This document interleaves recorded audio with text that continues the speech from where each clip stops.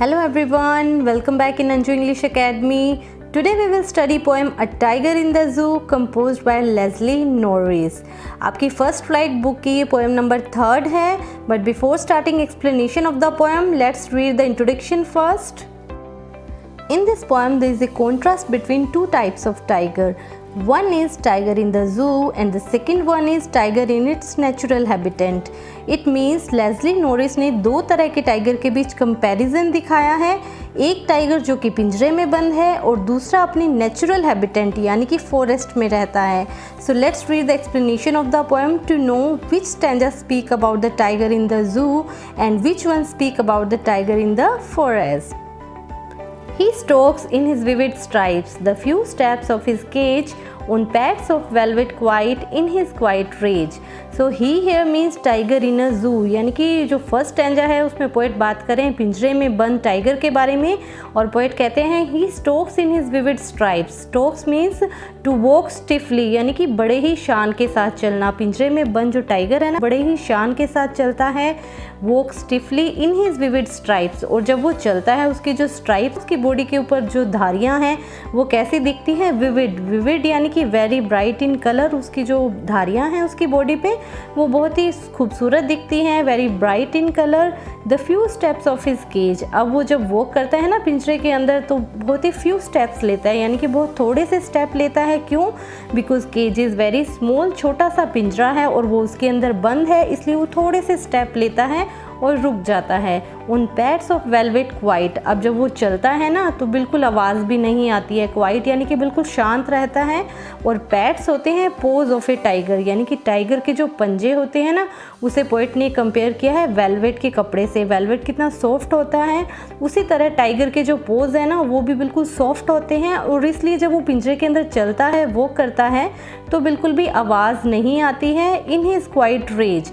अब पोएट कहता है कि वो बहुत गुस्से में है. रेज होता है एंगर, और एंगर फ्यूरी. अब वो जो टाइगर पिंजरे में बंद है तो बंद होने की वजह से वो बहुत गुस्से में है, बट फिर भी वो क्वाइट है यानी कि एकदम शांत है, अपने गुस्से को एक्सप्रेस नहीं कर पा रहा है. फर्स्ट स्टैंजा में पोएट ने हमें बताया था कि जो पिंजरे में बंद टाइगर है वो कितना सैड है, और सेकंड स्टैंजा में पोएट हमें बताते हैं कि जो नेचुरल हैबिटेट है ना टाइगर का वो क्या है? एक फॉरेस्ट है. तो फॉरेस्ट में रहने वाला टाइगर कैसा होना चाहिए?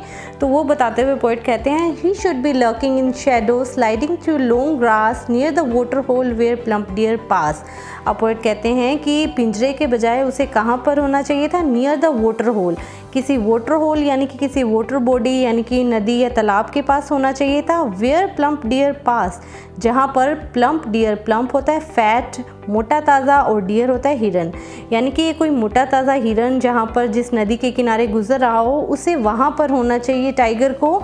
और लर्किंग इन शेडो क्या करना चाहिए उसे? Lurking means lying hidden as if two attack someone. Tiger क्या करता है जब शिकार करता है ना प्लम्प डियर का तो वो छुप कर बैठ जाता है. छुप कर बैठता है और जैसे हिरन आता है उस पर अटैक कर देता है. तो जो टाइगर है जंगल वाला उसे भी ऐसे ही करना चाहिए.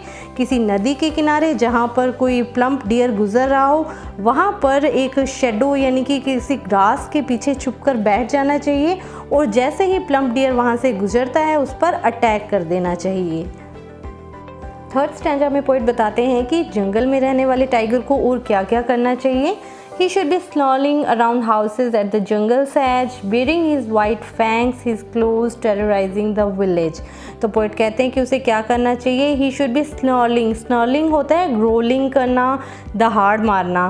तो टाइगर को क्या करना चाहिए? दहाड़ मारनी चाहिए, ग्रोलिंग करनी चाहिए. Around houses at the jungle's edge. कहाँ पर?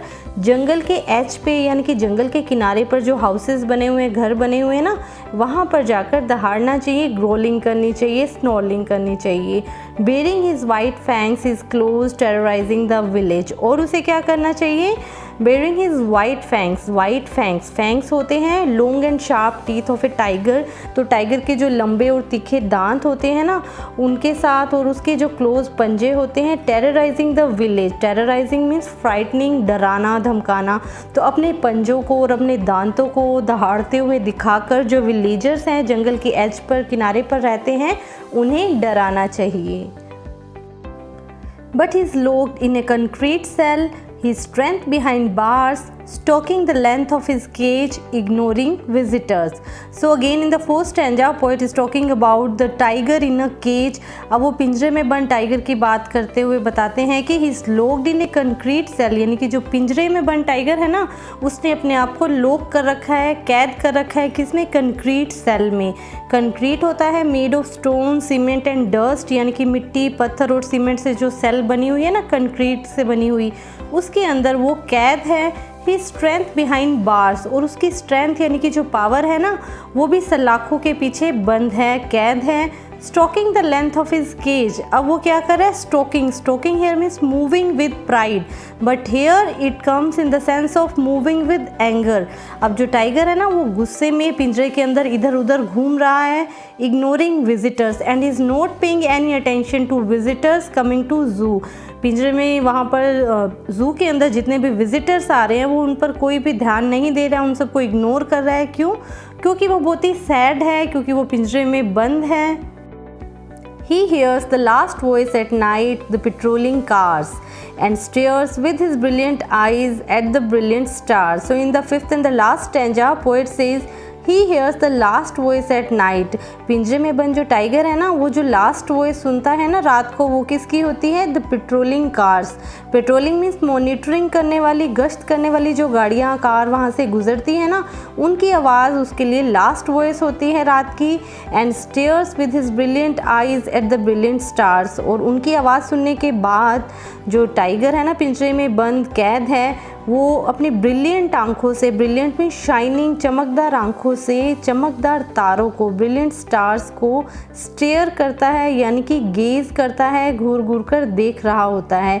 वो बहुत ही सैड है और अपना दुख तारों के साथ शेयर करता है। He stares with his brilliant eyes at the brilliant stars. So this was the complete explanation of the poem A Tiger in the Zoo by Leslie Norris.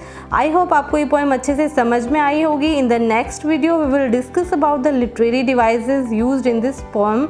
Till then, take care and keep learning.